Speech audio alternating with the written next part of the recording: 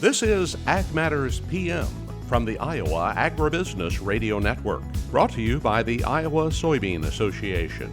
Your daily recap of the information that affects Iowa's farmers, producers, and consumers, right here in the heart of the heartland. With reports from our award-winning broadcast team of Dustin Hoffman, Riley Smith, and Mark Magnuson. Now, from the IARN studios in Des Moines, here's Mark Magnuson. Hello and welcome into Ag Matters PM on the Iowa Agribusiness Radio Network. I'm Mark Magnuson. Today is Wednesday, January 31st, 2024, and we're so glad you can join us for today's show. In today's episode, we will recap the closing markets. I will also bring you the latest Iowa Ag News headlines, and we will hear from the Chief Sustainability Officer with the National Pork Board. His name is Jamie Burr. Jamie had the chance to speak with Jamie at last week's Iowa Pork Congress. And that's coming up here on Ag Matters PM.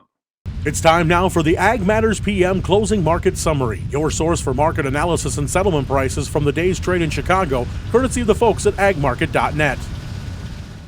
At the end of another trading day, we are joined now by Tyler Schau of agmarket.net for our closing market rundown. Tyler, what did we see happen in the grains today?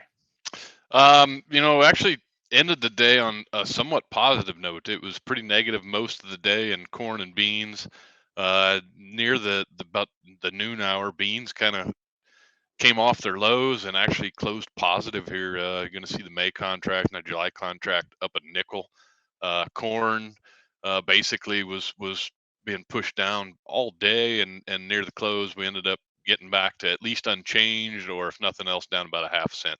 Wheat's been kind of struggling today. Wouldn't say there's really any good news. I should say any news on any front that really caused any of the market movement. And that might be why there was just kind of a lack of participation. Yesterday the technical guys would tell you we had an outside day reversal higher on corns and bean, which is a positive development. We went down and took out the day prior's lows, and then closed higher than the previous day's highs. So that's a bullish indication of the market. And then there just wasn't much follow through today, and kind of might have been a little sour taste. And then, as we near the end of the day, we're actually able to close positive on corn and beans. That's going to help. Tyler, of course, we're watching South America very closely, and we want to know, in addition to what is going to happen in Brazil with all of their numbers and following through their weather patterns that they've had, it does seem like Argentina going to have very strong crop this year. Is that still the case with Argentina having a much more favorable growing conditions than a year ago? Yeah, number one, that it's not even a comparison compared to last year. There was a huge drop in production last year.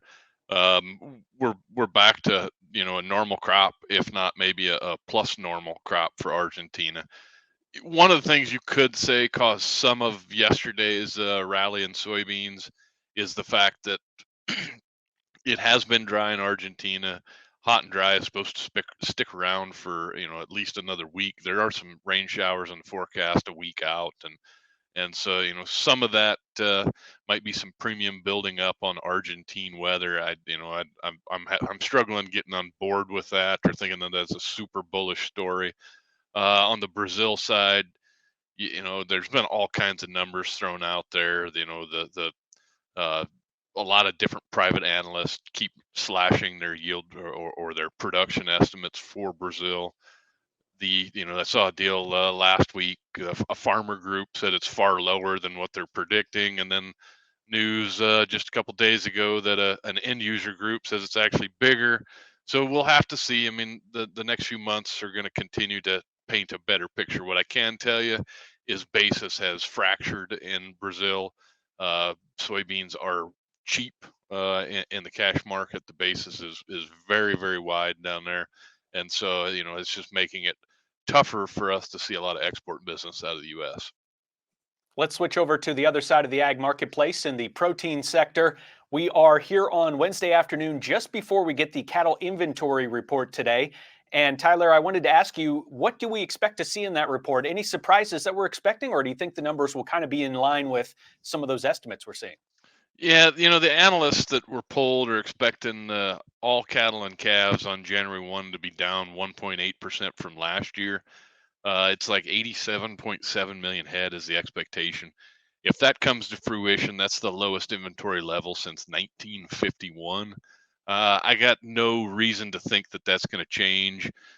We did not, in our opinion, we did not rebuild this cow herd last year. You had drought in the southern plains, so there was a lot of heifers that went to the feedlots, did not go back into the cow herd. And one of the things I've been saying in some of the meetings I've been doing, talking with producers, is really twofold. Number one, a lot of people learned a really good lesson in 14-15 when they went trying to chase and buy up heifers to expand their cow herd and spent a lot of money. And within a year or two, this cattle market was right back down in the 120 range, and it just didn't pencil out very good. So there's some nervousness about that. And then in the northern plains, couple that with the last two winters and springs have just been brutal on cow calf producers. There hasn't really been a big move or a mood where these cattle guys really want to take on a bunch of calf heifers and calve them in snow and deal with all that kind of stuff. So there's just not. I don't think we've had that catalyst that gets the cow herd rebuilt this year. So I see no reason that those expectations won't fall in line with this report. And then the calf crop itself, 33 million head, and that's the lowest calf number since 1941. So I don't think that narrative changes after today, and probably sticks around for the next 6 months.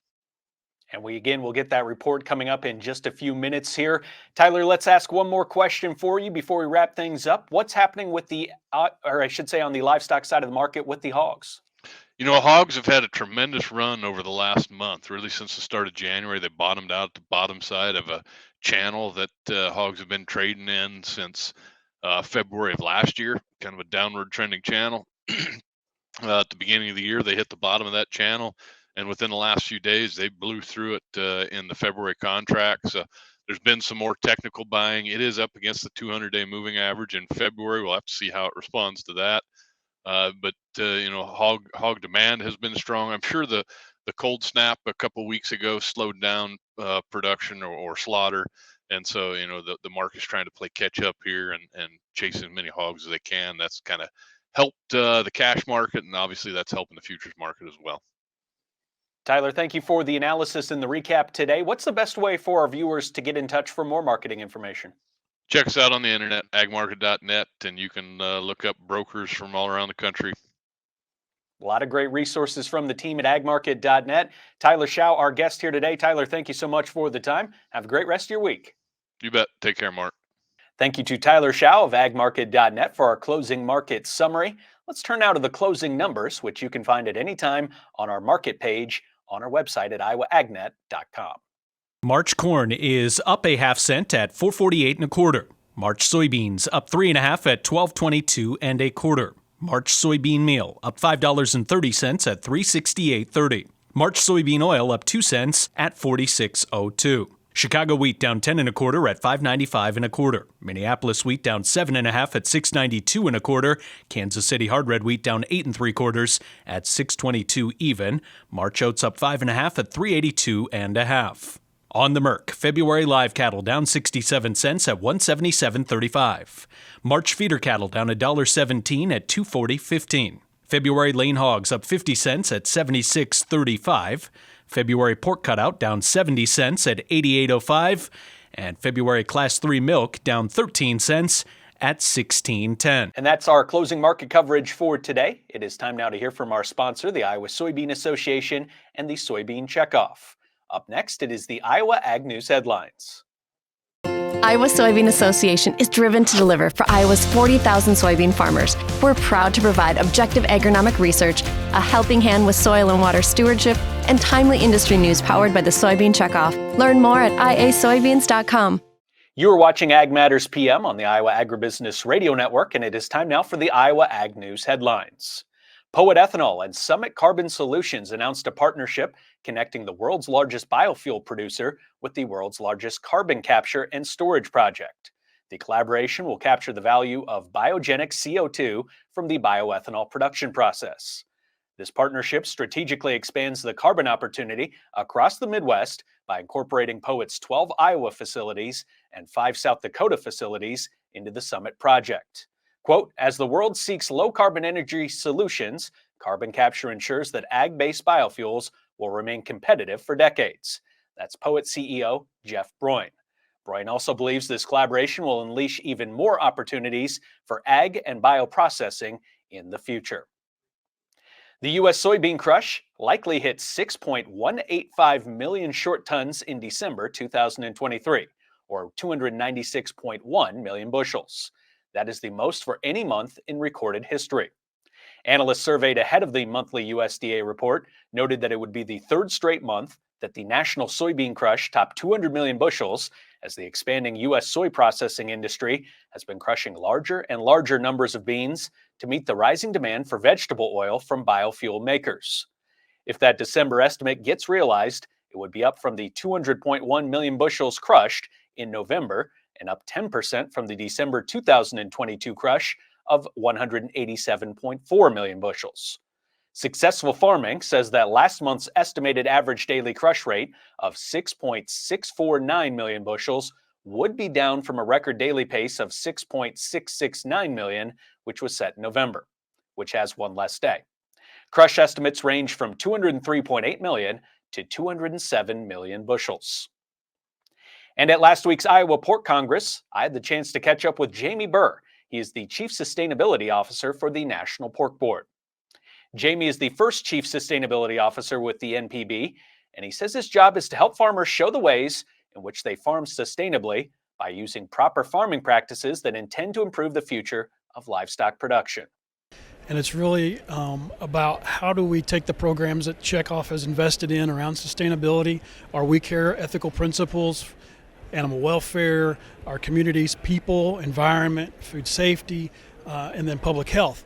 And all of those programs that under that We Care umbrella that tells the story of how we have progressed over time and how we have set goals and develop metrics and keep all those records so that we can then tell producers' story across the United States. On-farm reports allow farmers to show how they've been farming sustainably by applying proper farming practices, says Burr. And I like to use this formula. It's principles times practices times proof equals public trust. And if we do all those things with those principles are really within those 6 We Care ethical principles. And those practices are everything associated with things like PQA, with how we take care of the environment, nutrient management plans, managing manure, and then how we take that proof, things like on-farm reports, and take that formula so that we continue to improve public trust. Burr says that farmers should not get concerned with being overburdened with extra work. I would say that more than anything is the producer's choice and what they have the ability to go do and where they're willing to commit their time, because time is of the most important asset they have. And I think it's where they want to go and have the ability to go to that next step. But let's not forget the journey that we've been on. And if you look at the 6 decades of progress where the checkoff has funded that look back, if you will, where we've reduced land by 75%, water by 25%, the amount of energy we use by 8%, and then carbon by 7% per pound of pork, we have made tremendous progress, and this just gives the producer an option to take yet another step along that journey. He says that farmers have a strong legacy of sustainability and are adapting and improving every year. And it goes back to those on-farm reports. That helps us with the data that's needed to tell that story so that we can fight for those producers' ability to have the freedom to operate and the social license to sell pork. Burr says that he is excited by the future of the hog industry because of the involvement of producers. I would say if you ever have a question about what we are working on or where the checkoff has been, where the industry has been, I would love to have a conversation with you. I even don't mind having conversations with those that are detractors of this organization because of our industry. Because I believe that even if there are folks that don't agree with what we do, there's still a middle ground that we can all find. There's 80% that we can agree on, more than likely, and if we will focus on that 80%, together we can achieve more. Thank you to Jamie Burr, the Chief Sustainability Officer with the National Pork Board. And that brings us to the end of today's show. Thanks so much for tuning in. You can find all of our content on our website at iowaagnet.com. You can also follow us on YouTube. While you're there, don't forget to subscribe. Click on the notification icon as well to let you know whenever we have any new videos available. Also, you can follow us on social media on X, Facebook, LinkedIn, and TikTok. And don't forget as well our free Twice Daily Market podcasts, which are found on Apple, Amazon, Google, Spotify, and Podbean. From the Iowa Agribusiness Radio Network studios in Des Moines, I'm Mark Magnuson. For Riley Smith, Dustin Huffman, and Andy Peterson, we thank you for watching. This has been Ag Matters PM.